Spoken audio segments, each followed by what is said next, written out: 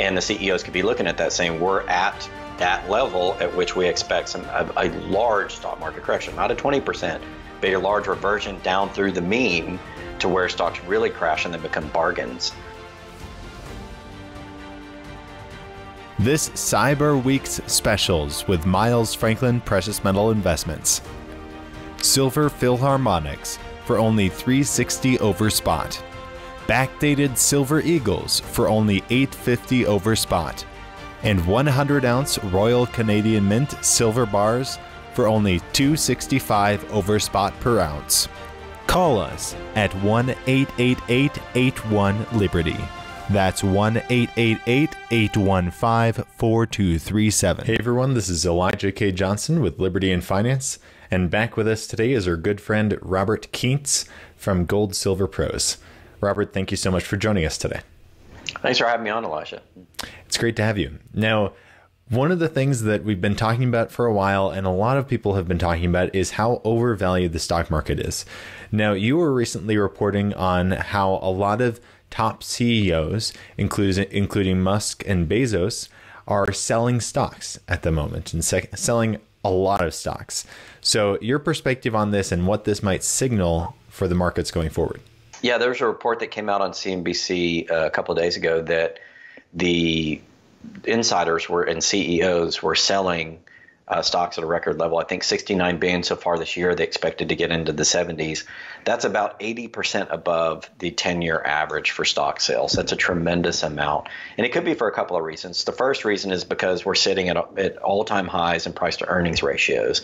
You look at the price to earnings ratio, the cyclically adjusted price to earning over 10, which is called the CAPE, developed by Benjamin Graham and Dodd. That shows you that once you get to certain levels, the stock market always crashes down. And the CEOs could be looking at that saying, we're at that level at which we expect a large stock market correction, not a 20%, but a large reversion down through the mean to where stocks really crash and then become bargains. I don't know when that's going to happen. The index, which goes back to 1871, doesn't predict that. But it does say that that correction eventually comes every single time. The last time that we were at this level was the tech crash. And of course, we had a big crash. And then the mortgage crisis, the Great Depression. Those are times at which we see these big stock market crashes on these valuations. So they could be seeing that. I also think that they're rotating in probably to other assets. I know Musk is purchasing a mine with some of his earnings as well, and he may be just rotating into real estate or other asset classes. But I mean, if you're sitting there and you're an insider in a company, you have a lot of shares and you have 2 or 3 billion worth, and you're having these high valuations, that's the time to sell. The question is this presaging something else? Is this presaging the big stock market crash? Will we have it this year? I don't know. But certainly the insiders are looking at these valuations and saying, you know what, maybe it's time to sell out of some of our position. Do you see further downside for the stock market? Because we have seen quite a bit of a pullback since, when the new variant of COVID was first announced. Yeah, you got the new variant of COVID, which I think is an overhang on the market. You've got the Fed finally admitting that inflation is not transitory. They expect it to stay. There was an article I saw where one analyst predicted that inflation may continue for 10 years, higher than average inflation may continue for 10 years. And they were talking about in the financial media how to deal with that, how to structure your portfolio. Of course, stocks are down today because not only inflation, but the payrolls we'll get to here in a moment, they're down a little bit today.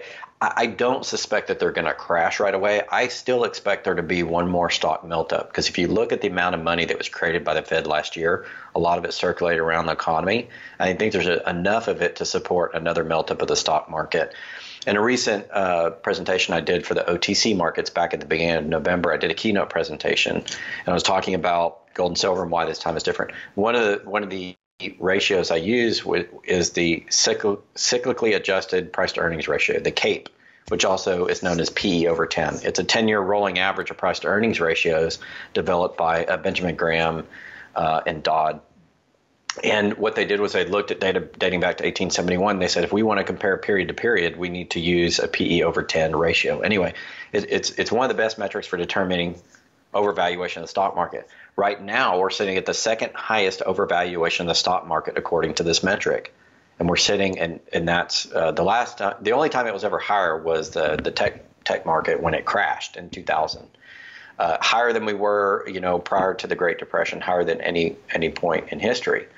And we're 1 point away from going into the fifth quintile, which is the absolute highest we could ever have been in history on this metric. So we're sitting really high up there. And what the study indicates is that when you get that high, every single time it crashes back down, and it'll crash back down to single digits, meaning you'll have a large crash in the stock market. It'll go way below the historic mean for price to earnings, and it'll be a time for investors to buy. The thing we don't know is how long it's going to take. The metric doesn't really tell you how long it's going to take before that stock market reversion happens. But we just know at the price to earnings that we have, Tesla trading over $1 trillion when not earning that much money, and other companies trading at thousands of times their earnings, that eventually has to correct. It did during the 2000 crash in the tech stock crash. It happened during 2008, 2009, the mortgage crisis. It happened during the Great Depression. And it will likely happen again if history is any guide. No, we're also seeing trouble in the real estate market. You recently reported that there could be this wave of foreclosures coming. Can you explain why? Yeah, there's information reported in CNBC again that thousands of people, hundreds of thousands, could soon lose their homes because there was a foreclosure forgiveness or bailout program, if you will, provided by the government due to the pandemic. So it stayed off a lot of foreclosures. Well, now that's ending. It's been ending really since October. It's being phased out. And what's happening is hundreds of thousands of people may own a lot of equity in their homes. They have positive equity valuations, but they can't afford their bills. And the study indicated that almost 50% of those people could get put back in hardship and have to go into foreclosure.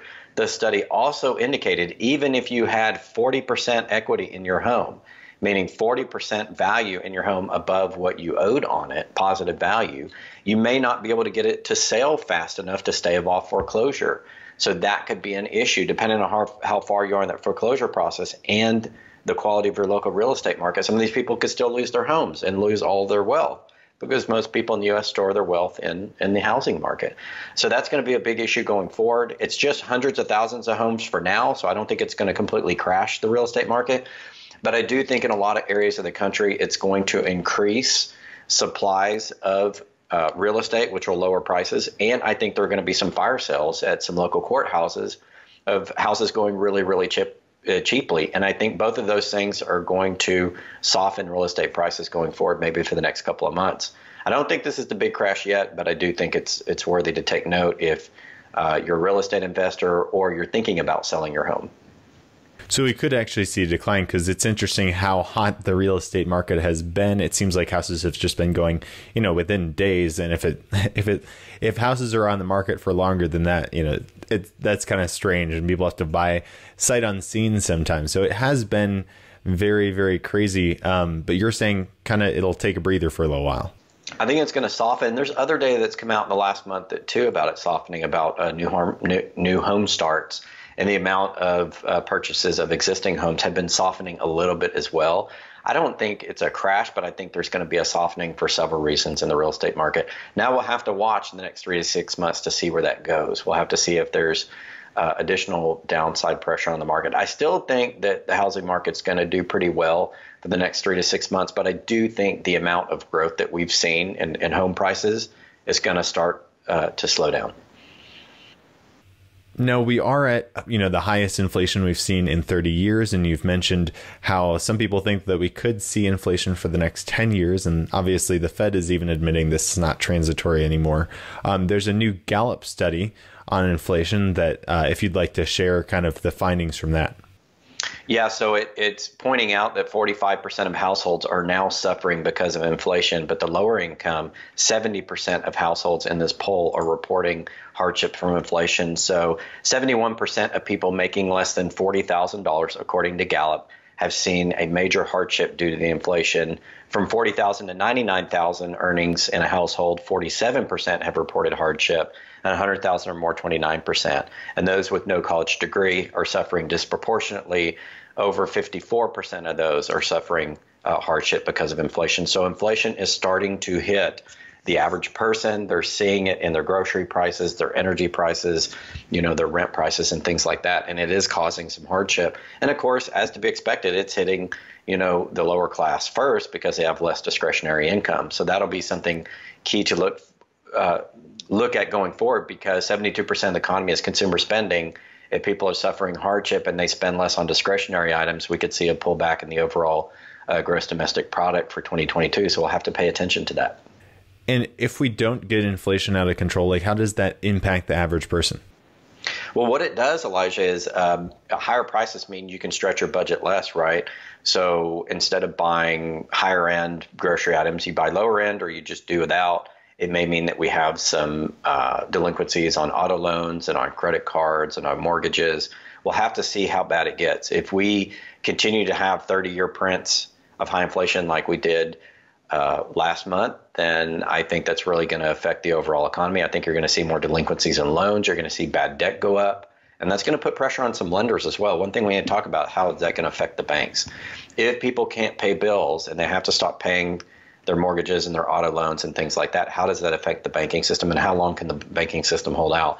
All of that, of course, is dependent upon how long that inflation stays high. It seems like the situation we're in is stagflation then, because we're seeing trouble in the economy, we're seeing trouble in the stock market, we're seeing trouble with the housing market, and we're also seeing non-farm payroll came out at lower than hoped. So your perspective on that, are we heading towards kind of a stagflationary environment where we don't see a growing economy, but prices are rising? Yeah, I think we're already there. Payrolls did grow by 210,000 as reported this morning. I'm on Yahoo Finance. We added 210,000, but that was against an expectation of 550,000. So the November jobs report was not as bullish as people thought. Overall unemployment fell a little bit, but it's not as great as they had hoped. We'll have to see if this is a trend. You kind of have to give it a couple of months to see if it's a trend. Sometimes you have a low print and a high print, as we advance here. But I would pay attention to the non-farm payrolls. Unemployment number comes out the first Friday of every month. Everybody should pay attention to it. That's one of the biggest single numbers that does affect the stock market. It does affect what the Fed looks at in terms of the economy, and it affects our long-term GDP as well. Less jobs, less spending, lower GDP, potentially higher inflation. So non-farm payrolls is a really big one. We'll see what happens next month. We'll get that data early in January. And why do you think over the last week, as we've had concerns about the economy, as we've had concerns about higher inflation, what do you think precious metals have sold off? So precious metals have sold off. The narrative is it's the Omicron variant, and that's putting downward pressure on a lot of asset prices. As we speak today, gold is actually up about $15 and silver up about 14 cents. So they're doing okay today. I think that's as a result of the news on the non-farm payrolls not being as robust. But really, what honestly drives gold and silver long term are big financial events, big risk events. And I think right now people are expecting the holiday season. They're expecting robust sales. People are feeling good about the holiday season. There's not a lot of worry, even though we've got high inflation, some debt issues. The IMF issued a warning yesterday on Yahoo News. IMF warns of economic collapse unless the G20 extends debt relief. So unless the G20 continues to stave off foreclosures around the world, we could see more debt issues, even though all those headlines are in the news. It's not risk on yet. People haven't really felt it yet. They're just starting to feel the effects of our economy. But until we really have a big stock market pullback, we have big news about maybe one of the Chinese firms like Evergrande completely going into foreclosure. We talk about a bank, has an issue and has to get bailed out. Until you have one of those big news events, I expect gold and silver to just kind of trade sideways. And if you look at gold in particular on a long-term chart, it's been trading sideways for a while. Now it has formed this nice cup and handle pattern, which is a bullish sign, but it can stay in that sideways movement until the next big leg up. And I think big news is what's going to drive gold and silver. Until then, it's just a trader's market. It's just people trading the futures, what they expect gold to be in the next 2 to 3 months. Until we have a really big news event, I don't expect that to really change. But that's okay. That's a buying opportunity for people. You want to buy low and sell high. You want to buy in the dip. So I've added to my position over the last couple of months. And when we see the next rise in gold, that'll benefit me. And that's really the way to play that market. I don't worry so much about the daily price movements. I look at the underlying financial data. I try to think where it's going to be in the next 2 to 3 months and make my plans that way. Now, you mentioned that cup and handle formation that both gold and silver are in. What does that really say for prices moving forward once we break out of that formation? Yeah, so the cup and handle pattern is a classic pattern in which you have a high price and it forms a cup, it dips down and then it recovers, but it's overheated. That's what we've seen since 2016. This nice little cup is a recovery. Of course, we got to all-time high at 2060, about 2060, 2065 last year. Then it's faded down since then, which is normal because when prices hit all-time highs and they fade down, they'll fade down a little bit. The traders dump, at the high, and then it needs that next big news event, and that takes time. And this is not unlike the 1980 gold bull. I mean, if you look at the 1980 gold bull, it's almost an identical pattern. And then, of course, we saw what happened there and the rise in the price of gold. So I think it's typically, whether it's a stock market that you're looking at a cup and handle or the gold market or any sort of derivative market, those are generally bullish patterns. It means there was a lot of interest. People sold at the top and let it fade a little bit, and then they're going to buy it back up. And this happens in Bitcoin all the time, actually. These types of patterns. You have a rise in the price of Bitcoin, it falls down, people take profits, there's a little bit of disinterest, then you see momentum build and it comes back. This is what's going to happen to the gold market. But again, gold is driven on longer term news. So you're going to have to see some bigger, longer term news events. Now, we are having debt problems around the world, we are having inflation, but nothing's busted yet. You need something kind of to bust to people to flock to gold, right? You need that bank failure. You need something like another currency crisis, something along those lines. And that's what's going to spur the next big leg up. So I don't know how long we have until that happens, but we talked about the stock market being at near all-time highs and every time that corrects. So maybe that'll be what drives gold the next time. Often when we see a stock market correction, though, as we've seen this week, largely because of what the Fed said and the Omicron variant, it's often that gold also falls. So your perspective on that, if we do see a correction in the stock market, a further correction, will gold and silver initially be liquidated as well? So sometimes, depending upon the sell-off. Now, if you look at the stock market correction we had in 2019 as a result of Fed policy and hiking rates, and that 20% correction at the end of 2019, that caused gold to surge. So if it's a strong correction, gold will surge. If it's just a risk event where people are selling out of everything, you could see gold come down a little bit. Because remember, the price that you see is not the physical trade, it's the derivative. So these hedge fund managers and bullion banks will sell out of their derivative positions, to deleverage during, certain bad news events. But when you see something really panic the market, something substantial, everybody flocks into gold and to some extent silver as well. And so that's when you'll see people come back to gold en masse. Now, we just haven't had that yet. And I don't think we'll have it this year. I think next year is when you probably see something come about. I mean, Evergrande caused a temporary spike in gold, but then China diffused that by getting their state-owned entities to facilitate payments to Evergrande so they could stave off, missing those bond coupon payments. As long as that kind of stuff can go on, gold and silver is not going to pop. But if you have Evergrande finally bust and it hits the news, or you see a lot of downside dollar pressure, energy prices could affect it if they continue to spike. Those types of things long term will spike the gold price. But, the short term news, I just don't trade that in gold. It doesn't matter as much in the long run as does the big events. The big events are where people flock to gold and silver. All right. Well, it'll be very interesting to continue to track this with you, Robert. Thank you so much for joining us today. Before we let you go, did you want to share with the viewers where they can find you and any last thoughts you had? Yeah, I would just say prepare ahead of time. You want to buy low, sell high. You also want to prepare against economic troubles. I do think we're at the end of this fiat debt cycle, so make your preparations accordingly. Just make sure that you don't have too much debt and that you have adequate amount of gold, silver, cash, whatever safe haven assets that you're into. And yeah, if they want to find me, they can go to goldsilverpros.com or they can find us on YouTube and Twitter at goldsilverpros. Fantastic. Robert, thank you once again for your time and God bless. Thank you, Elijah. I appreciate you having me on.